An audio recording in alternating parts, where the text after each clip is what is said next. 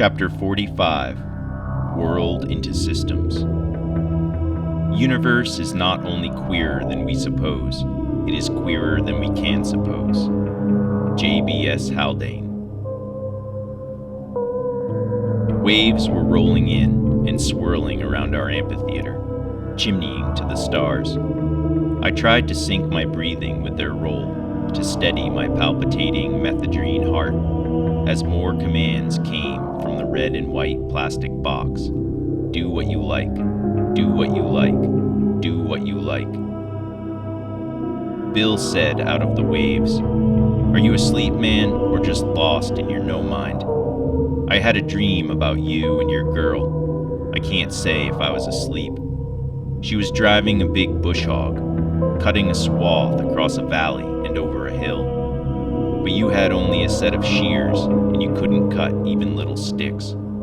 No mind will just make you more of a pushover, if that is even possible. At church, they said the Israelites had to wander in the wilderness for 40 years because they were too chicken to cross the river when they came to it. Don't end up like that. Chicken." I looked over at him and saw his wildly bleached hair around a dark face, silhouetted against the deep blue dome of stars and the white lines of waves rolling in on the blue-gray night sea, seemingly out of sync with the swirling sound crashing in the amphitheater. It's all a long, long, long chain of pain. Pass it on, man. Ha. That's what I saw on acid my first time at Woodstock, and it made me laugh my ass off for hours. All the pain and trouble everybody suffers from such foolish beliefs in the world, like they think it is, like they're told it is, locked into made-up shit and bogus dramas, crucifiers and crucified alike. Are you bound up on this rock where the eagles pull your heart out? Study it out. Study the tools used on you, and your mojo and metal might grow back. Next day, the eagle comes back to rip out that new heart.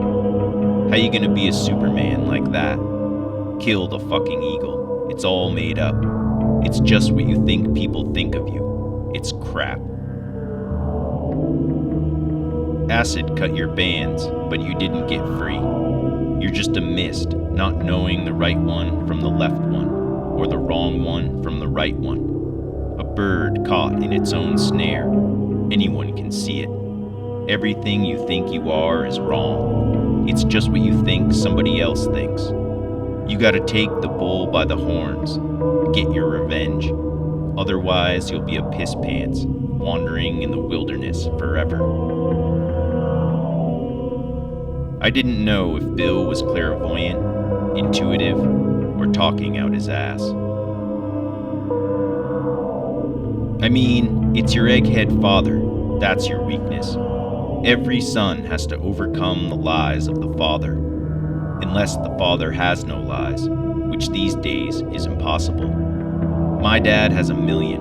He is a Confederate fascist. Dick also believes in the power of fascism. He was an old soldier, like my dad, and they all believe in the power of the sword, which is the will to power, fascism.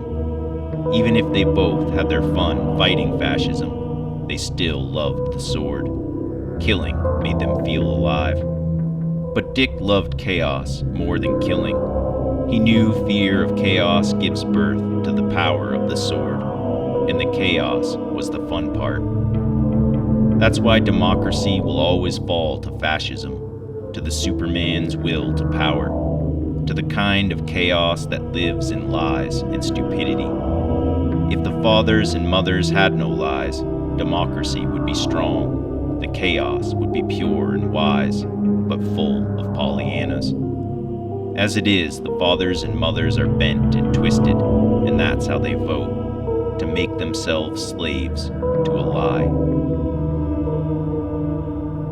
And the telltale battery death wobbly slowdown of do what you like began, making all its words and all our words absurd. And I began to wonder what Bill actually liked. I knew very well what he didn't like, but did he actually like anything? I saw the image of Coatlicue in the white light of the museum, the negatory stop sign. What did Coatlicue like? Beyond blood, she liked lots of blood. Bill stopped the wobbling warble, and we were left with the clean conical sound of sea, and I contemplated on the night and Bill.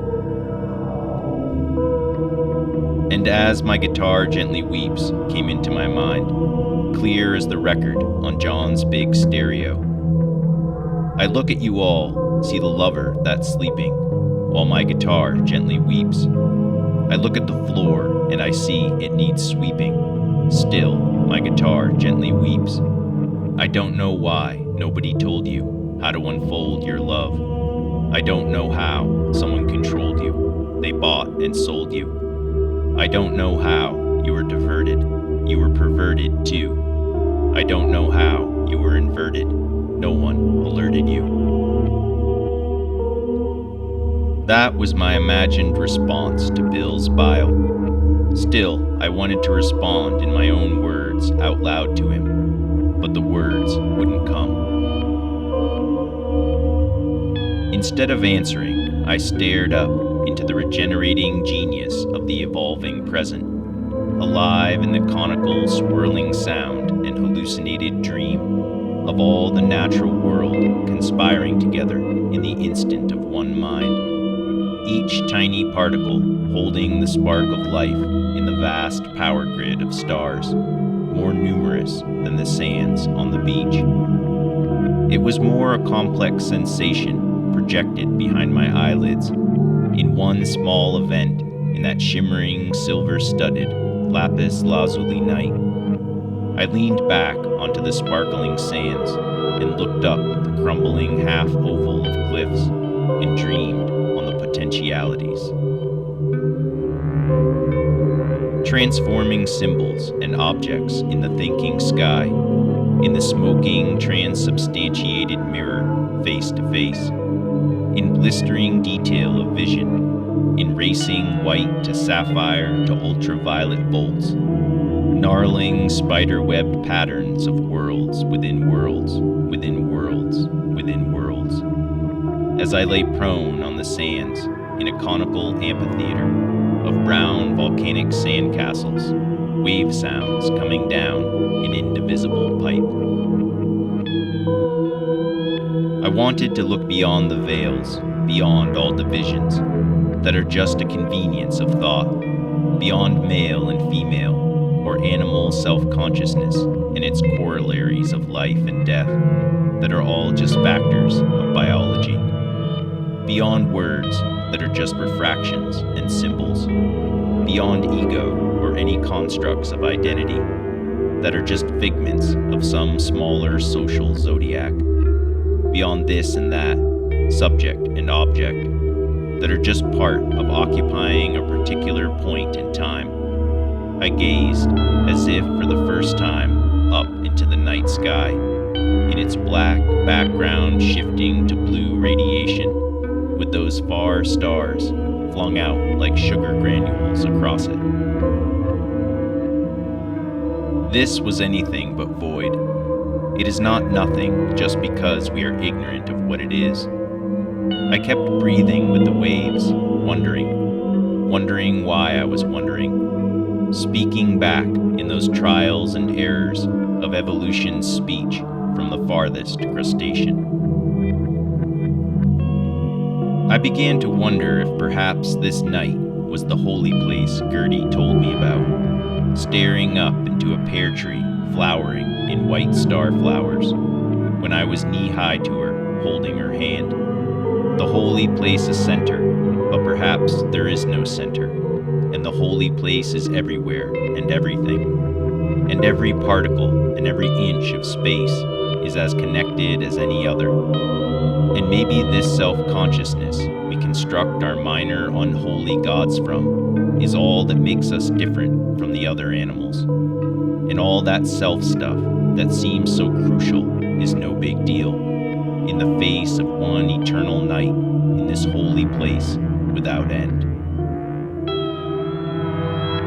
Though I was out prone in a sea of visions, I imagined myself standing, like everyone stands, feet planted on the earth, with all my nerves and veins like roots into the sky, an outgrowth of the earth, a fruit of it, with so many human forces trying to make it a pustule, yet still I was standing.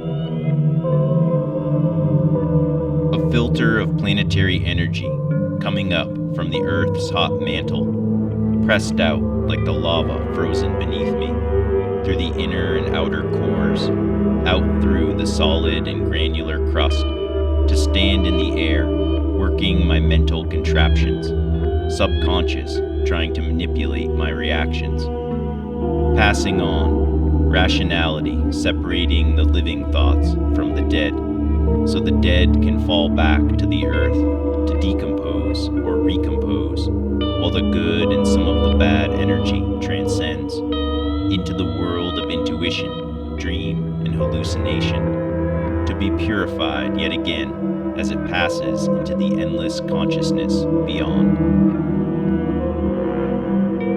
In that collective mind space, I wondered, what if we are but concentrated dots of emergent conscious radiation, like stars are dots of radiated light, and all our memories and experiences are the processes by which consciousness is molded and matter is illuminated in a singular process, generated by a mechanism analogous to how the solar furnace generates light, a consciousness living in the nature of things in continuous evolution.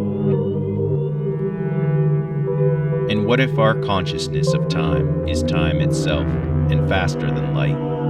And that is what pushes the expansion of light, with all the rest of us out to delineate space, from that first moment of infinite temperature and infinite density, in that turning point of beginning, the first idea, known by the consciousness we emanate a small part of, there in the great exhale of this 14 billion year breath out, with all our breaths just parcelings of that first single breath, of the first moment of the space-time invention we call existence.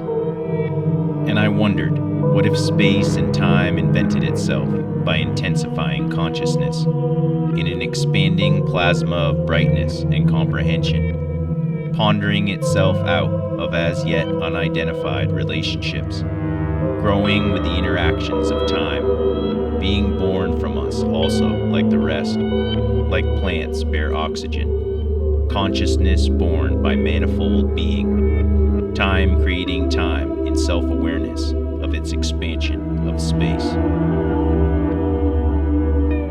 What if we are living in the mind of God, and all those stars are thoughts, and maybe space is the body and time is the mind, and our minds and bodies are just specks of it, and all the evil done is just an illness in that collective mind space?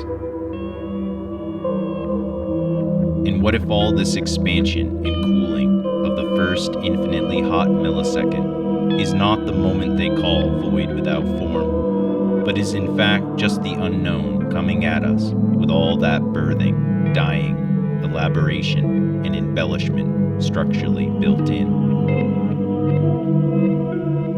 And what if this is just the second instant of that breath of consciousness, expanded by the passage outward of light and time and realization and matter elaborating itself, going out slowly into an equilibrium of temperature and radiation and atomic mass, out, out, out, into dissipation of that one original idea. Until every photon is so far apart that there is no relationship of anything to anything, and everything cools into darkness, and nothingness becomes manifest. And then when all is so black that darkness has no meaning, or texture, or anything different about it, maybe a new ratio, or equation, or metaphor will spark a new Big Bang. Who knows? And perhaps the whole process of human consciousness is to reconstruct the story that was alive in that original flash of light. Perhaps every word, every note, every color of the story is just energy, evolving and elaborating, and the human mind is a filtration system, making stories out of that first breath. And I began to feel a sense for my own story as just a field of energy. I couldn't guess the particulars, but somehow the whole thing was there in that holy night, and I suspected that every night is holy. I wanted to know, but that was just trying to hotwire the machine, and it doesn't work like that. But one thing I knew without guessing, there would never be another instant like that very moment in any other space or time or mental dimension. No human awareness will again individuate out just like the one I inhabited at that moment. And it is the same for every stone, every distant star, at every time. Even the humble staph bacteria in a lonely snow-blown rest area in Kansas will never be the same as it was on a winter's night on I-70 at 4 a.m. with a truck driver pissing on it. Singular inklings with an infinitude of dimensions, taking the form of each breath of the sea breathing in with me, 1,000,000 times over, coming in an instant dawn's flash, echoing back fully punctuated in the stars' dapplings of that eternal white light coming down. And I listened to the light, breezy breath on the waters like the breath of life. And this I knew also, that in all this wild growth and elaboration, life was the same as it was before the Big Bang, and the same as it will be after the last star twinkles out. And there we were, more naked than we realized.